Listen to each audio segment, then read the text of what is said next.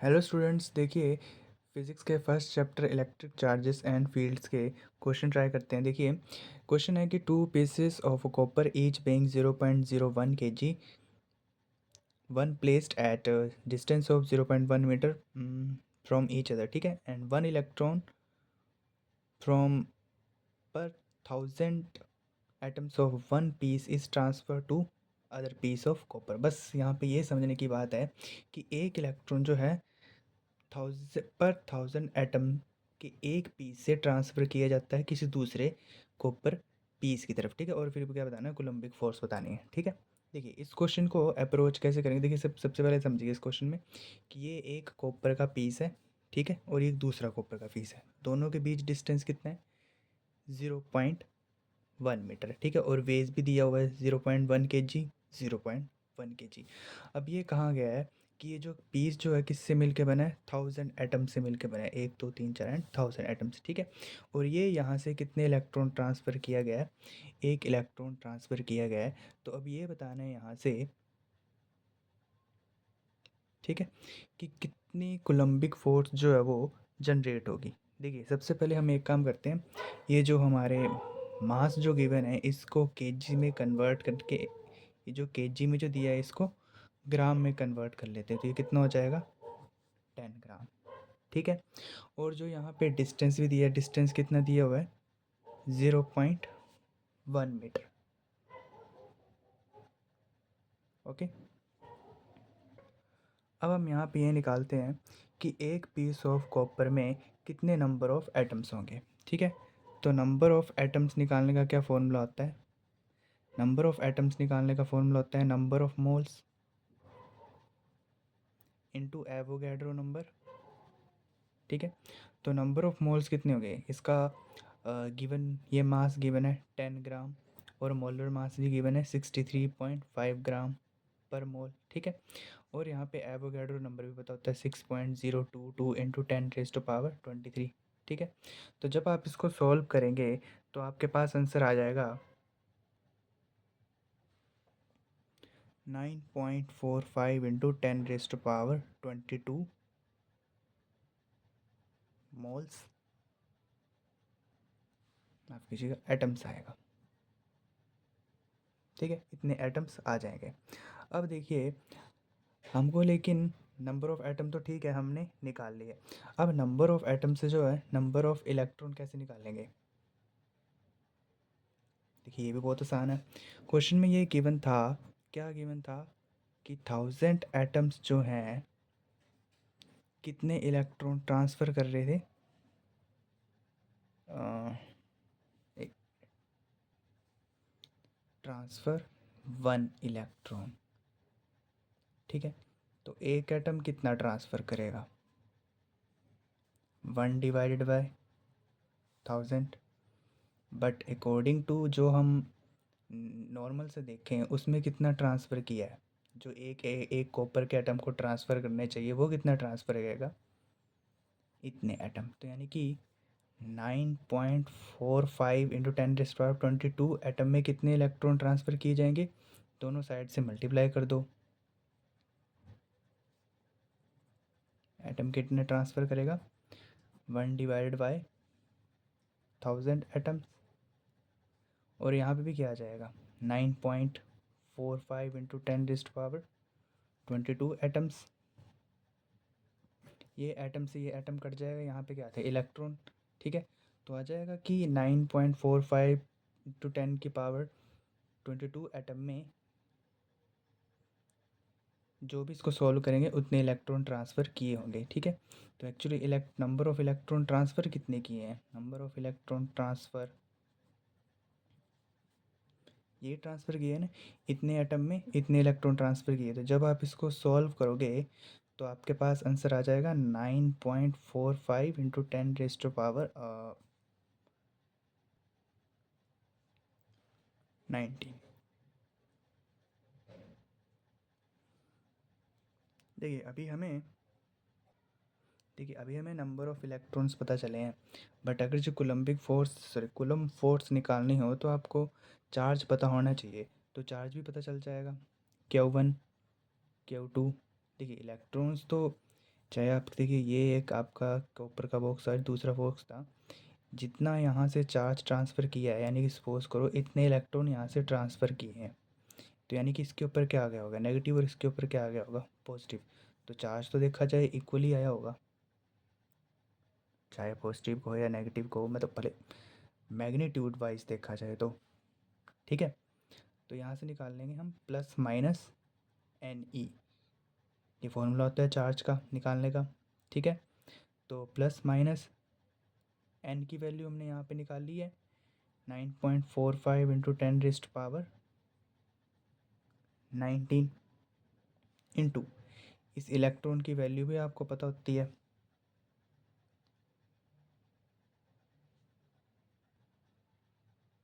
ठीक है 1.6 into 10⁻19 coulomb.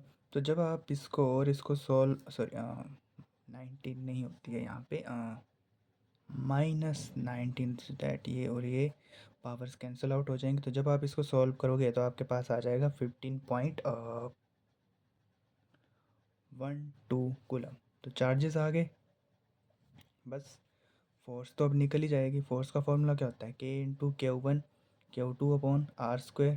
ठीक है, तो Q1 अभी आप हमने यहाँ पे निकाली और K की वैल्यू होती है 9 इंटू 10⁻9 इंटू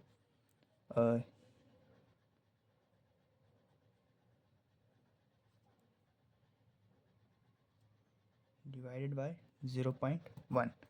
तो जब आप इसको 0.1 का स्क्वायर, तो जब आप इसको सॉल्व करोगे आपके पास फोर्स की वैल्यू आ जाएगी 2.06 इंटू 10⁻, आप सॉल्व कर लीजिएगा इतना आ जाएगी।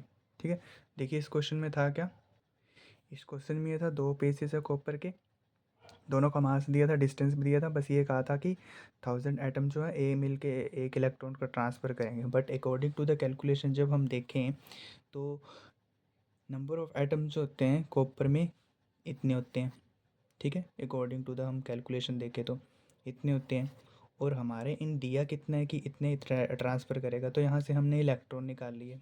ठीक है, तो यहाँ से फिर बाद में इलेक्ट्रॉन निकालने के बाद चार्ज निकाल लिया। ठीक है, यहाँ पे चार्ज निकाल लिया हमने, चार्ज निकालने के बाद फोर्स कैलकुलेट कर ली। ठीक है, ये जो यहाँ पे किया है इसे यूनिटरी मेथड बोलते हैं। ठीक है,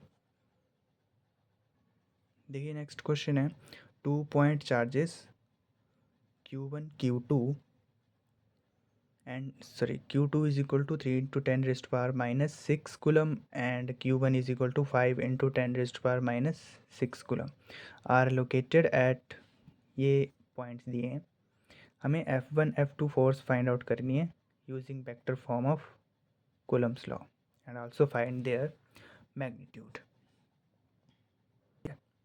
जो गिवन है वो हम लिख लेते हैं यहाँ पे। ओके, देखिए हमको गिवन क्या है, सॉरी आंसर क्या गिवन है, Q1 गिवन है कितना 3 इंटू 10⁻⁻6 कूलम एंड सॉरी ये तो Q2 है, और Q1 गिवन है 5 इंटू 10⁻⁻6 कूलम, और इनके यहाँ पे जो पॉइंट्स सॉरी कोऑर्डिनेट्स जो हैं वो भी दिए हुए हैं। इसके कोऑर्डिनेट्स हैं 3,5,1 एंड इसके 1,3,2। ठीक है, तो यहाँ पे R2 की पोजीशन निकल जाएगी। ठीक है, कोऑर्डिनेट्स गिवन है, कैसे निकलेगी 3i cap plus 5j cap plus k cap, और यहाँ पे Q2 यानी कि R1 की भी पोजीशन वेक्टर निकल आएगा। ठीक है, तो क्या होगा यहाँ पे i cap plus 3j cap plus 2k cap. ठीक है, आई होप सो ये आपने वेक्टर्स में पढ़ा ही होगा। ठीक है, फिर इसके बाद ठीक है हमको पोजीशन पता चल गई यहाँ पे Q1 की भी, हाँ सॉरी कोऑर्डिनेट्स पता चल गए, यहाँ से पोजीशन वेक्टर निकाल लिया। फिर इसके बाद क्या होगा, इसके बाद के लिए आपको सबसे पहले कूलम्स लॉ का वेक्टर फॉर्म पता होना चाहिए। क्या होती है कूलम्स लॉ की वेक्टर फॉर्म,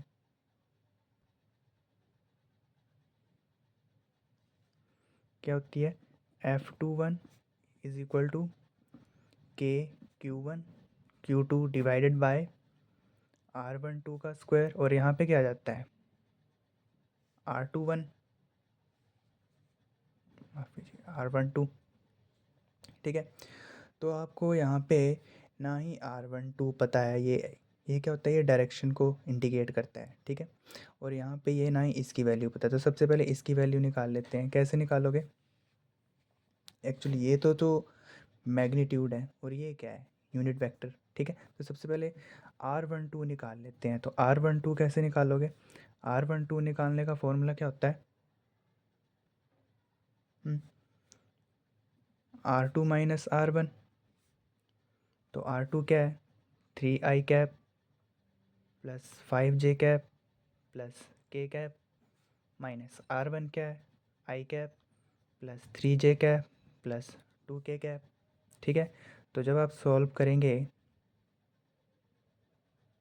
इसको इसमें से करना, इसको इसमें से करना और इसको इसमें से करना, तो ये आ जाएगा -k कैप, -2 हो जाएगा, ठीक है। तो ये आ गया आपका R12 वेक्टर। बट यहाँ पे वेक्टर नहीं बोला है, यहाँ पे क्या बोला हुआ है, इसका स्क्वायर, या फिर ये कह लो इसके मैग्नीट्यूड का स्क्वायर है यहाँ पे, ठीक है। तो सबसे पहले मैग्नीट्यूड निकालो। फिर मैग्नीट्यूड कैसे निकालते हैं, मैग्नीट्यूड को या तो इससे रिप्रेजेंट करते हैं या तो फिर खाली R12 से ऐसे लिखा जाता है, ठीक है। तो कैसे निकाला जाता है, कोफिशिएंट ऑफ i कैप का square plus coefficient of j cap का square plus coefficient of k cap का स्क्वायर, ठीक है।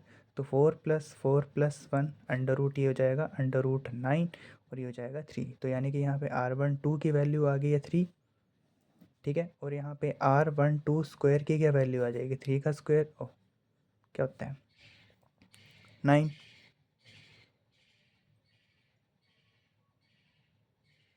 ठीक है। वैसे इसको हम यहाँ पे नहीं भी लिखते तो क्या है, चलो कोई बात नहीं।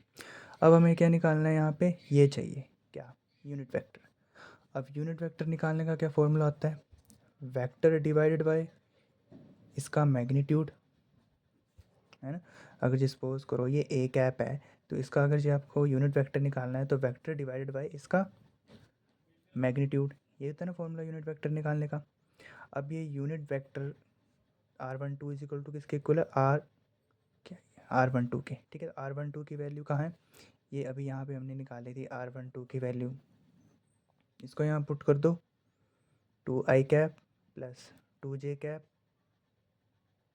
Minus k cap divided by इसका मैग्नीट्यूड, ये रहा मैग्नीट्यूड। ये ध्यान रखना, हमने यहाँ पे स्क्वायर निकाला था, तो ये हो जाएगा 3। तो R12 कैप कितना हो गया, 2i cap plus 2j cap minus k cap divided by 3। तो ये हो गया आपका R12 और ये हो गया R12 का स्क्वायर, ओके। अब यहाँ पे इन सब की वैल्यूज़ पता है आपको, k की भी वैल्यूज़ पता है, वो तो पता ही होती है, Q1 की वैल्यू दी है, Q2 की वैल्यू भी दी है, और R12 स्क्वायर की वैल्यू भी पता चल चुकी है, और R12 की वैल्यू पता चल चुकी है। तो अब हम यहाँ पे F12 निकाल लेंगे, सॉरी हाँ F21 निकाल लेंगे। तो after substituting all the values we gate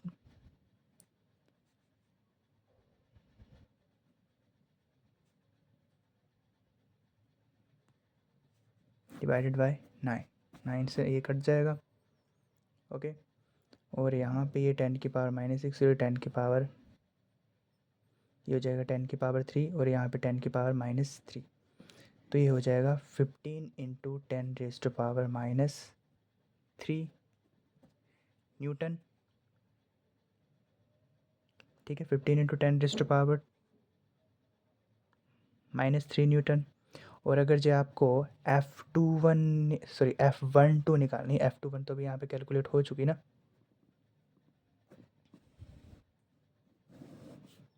ठीक है। अगर जो आपको ये कैलकुलेट करनी है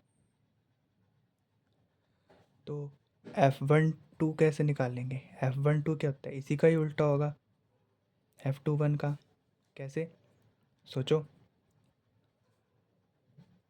मेरे लिखते लिखते, Newton's third law of motion, every reaction is equal to opposite direction, every there is every reaction is equal to opposite direction, ठीक है। तो ये न्यूटन्स थर्ड लॉ के अकॉर्डिंग हमें F12 की पता चल गई। एक और बात इसने पूछी थी, उनका magnitude, also find there magnitude. ये देखो मैग्नीट्यूड। एक्चुअली एक चीज़ यहाँ पे रहेगी, इस R12 की वैल्यू सब्सटीट्यूट करना, वो हम भूल गए।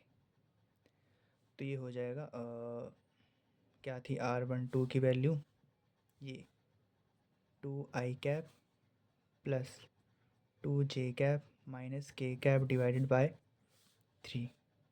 ठीक है, तो फिर ये 3 से 3 कट जाएगा, तो यहाँ पे खाली 5 आ जाएगा।